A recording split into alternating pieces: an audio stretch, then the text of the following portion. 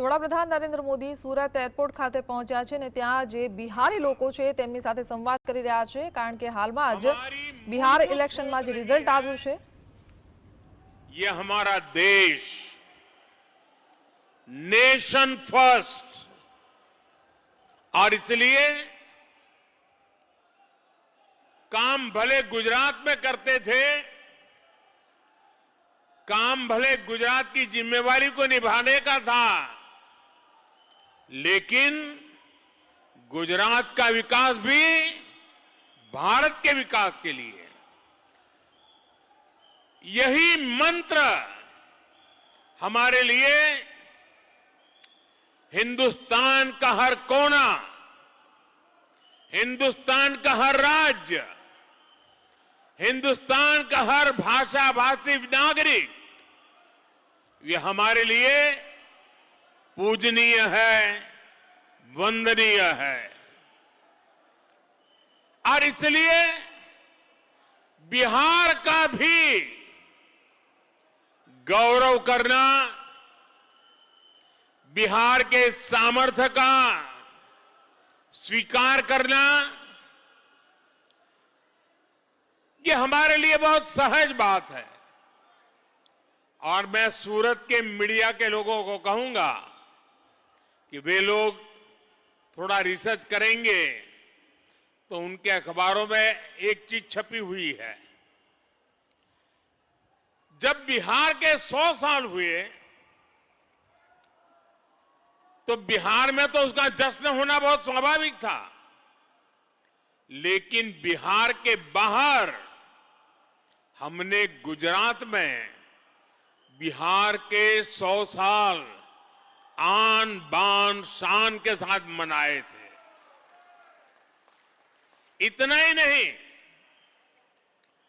हमने बिहार के भिन्न भिन्न क्षेत्रों में जिन्होंने प्रगति की थी, जिन्होंने बिहार की विकास यात्रा में योगदान किया था, ऐसे भिन्न भिन्न क्षेत्र के 100 लोगों को सूरत में बुला करके उनका सार्वजनिक सम्मान किया था। क्योंकि बिहार की वो टैलेंट, बिहार का वो सामर्थ्य, उसकी ताकत हम भली भांति पहले से जानते रहे हैं। साथियों, ये चुनाव सूरत में रहने वाले बिहार के मेरे भाई बहनों की तो पल पल की नजर थी। और मैंने देखा है कि बिहार के लोगों को राजनीति समझानी नहीं पड़ती है।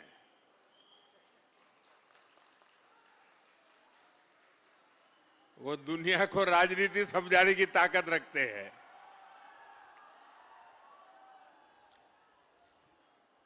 देखिए, इस चुनाव में एनडीए गठबंधन जो विजयी हुआ है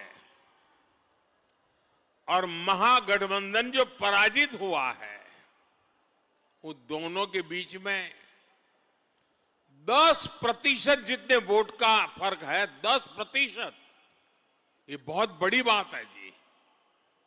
यानी सामान्य मतदाता ने एक तरफा, और मुद्दा क्या? विकास। आज बिहार के अंदर विकास के प्रति जो ललक है, हर जगह पे महसूस होती थी। और मैंने देखा था, जब कोविड के समय देश भर से हमारे श्रमिक भाई बहन मुसीबत में थे, लॉकडाउन था, पैदल चल चल करके अपने वतन की ओर जा रहे थे,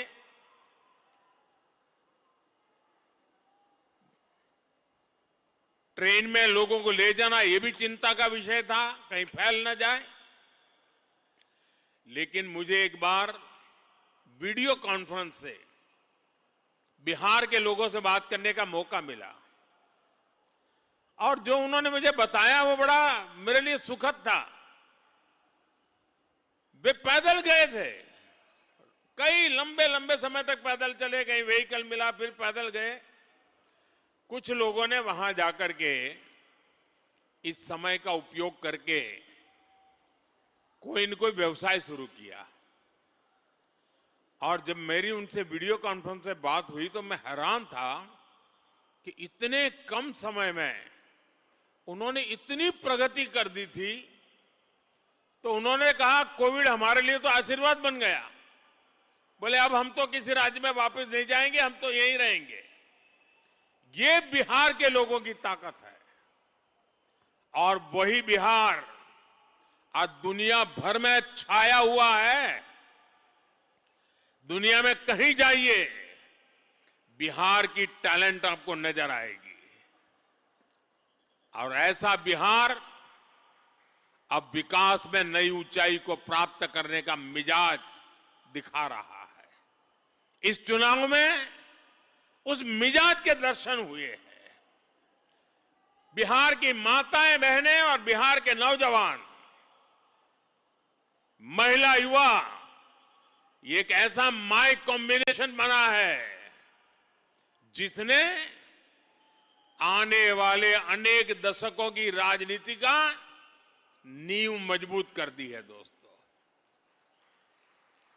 और जो राजनीति का अभ्यसु लोग हैं, जो राजनीति पर विवेचना करते हैं, उनको कई महीने लगने वाले हैं बिहार के चुनाव नतीजों का क्या क्या प्रभाव होने वाला है इसका एनालिसिस करने में।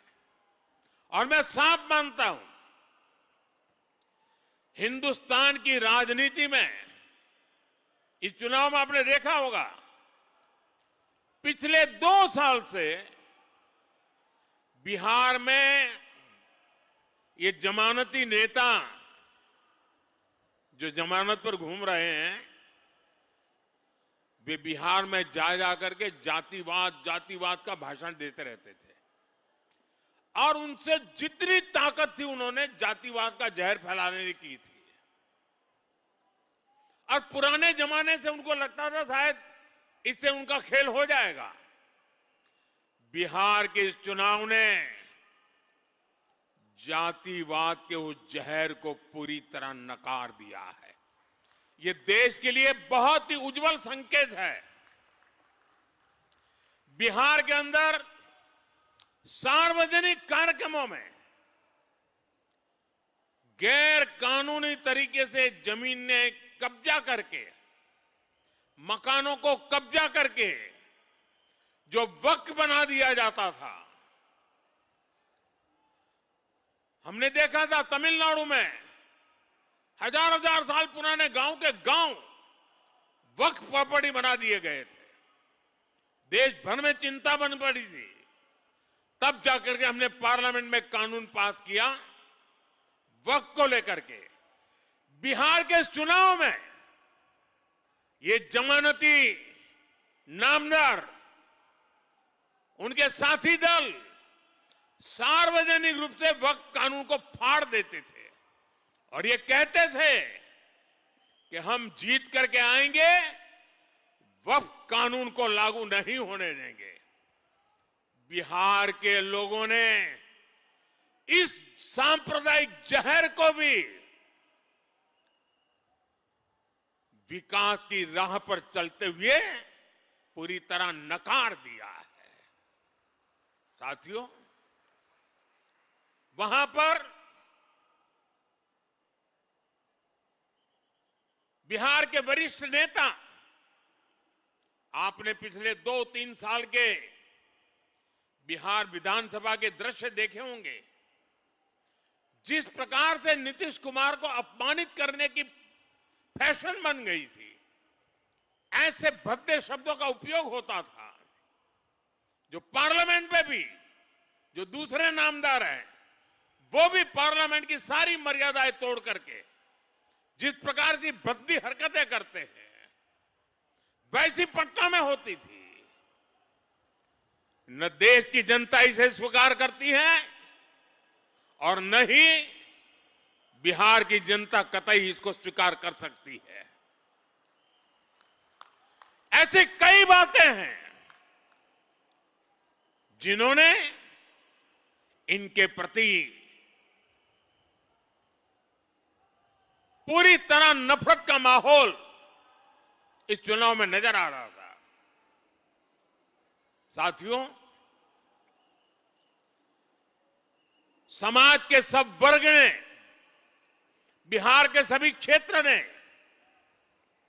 एनडीए को, एनडीए के साथी दलों को अभूतपूर्व समर्थन दिया है।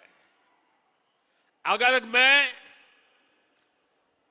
जहां दलित समुदाय के प्रभाव वाले क्षेत्र वाली सीटें हैं, 38 सीटें, 34 सीटें एनडीए जीत गया। ये इतना बड़ा झूठ फैलाते थे, दलित समाज ने उनको ठुकरा दिया। साथियों, देश ये मुस्लिम लीगी माओवादी कांग्रेस को एमएमसी, मुस्लिम लीगी माओवादी कांग्रेस, देश तो अस्वीकार कर चुकी है।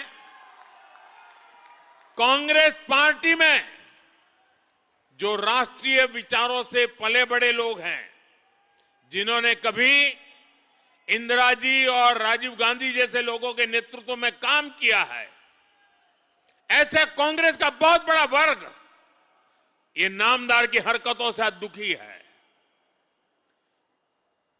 वो कहते हैं अब कांग्रेस को कोई बचा नहीं सकता है। ये हालत हो गई है। एक दो दशक में 50-60 साल तक एक चक्री राज करने वाले लोग इस प्रकार से खत्म हो जाएं,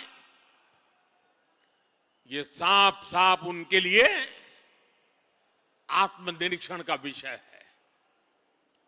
वे अपने साथियों को भी पराजय के कारण नहीं समझा पा रहे, वे अपनी पार्टी को भी पराजय के कारण समझा नहीं पा रहे हैं, और इसलिए सरल रास्ता ढूंढ लिया है। कभी ईवीएम हरा देता है, कभी इलेक्शन कमीशन हरा देता है, कभी मतदाता सूची का शुद्धिकरण हरा देता है। एक ऐसी बहानेबाजी उन्होंने खोज ली है। वो बहानेबाजी खुद को तो शायद कुछ दिन ठीक रखेगी, लंबे अरसे तक उनकी कैडर को स्वीकार्य नहीं होगा।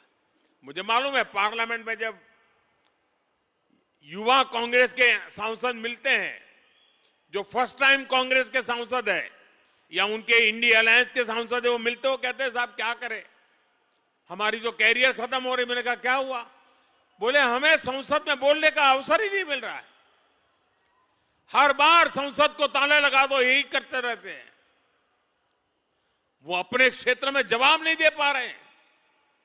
वो कह रहे अगर हम हमारे क्षेत्र के विषयों को संसद में नहीं उठाएंगे तो दोबारा हमें कौन भेजेगा। पूरा युवा वर्ग कांग्रेस का जो पहली बार पार्लियामेंट में आया है, वे अपने भविष्य को लेकर के चिंतित हो गया है। साथियों, ऐसी स्थिति में हमारी जिम्मेवारी और बढ़ जाती है। हमें विकास की नई ऊंचाइयों को पार करना है। हमें विकसित भारत के संकल्प को पूरा करके रहना है।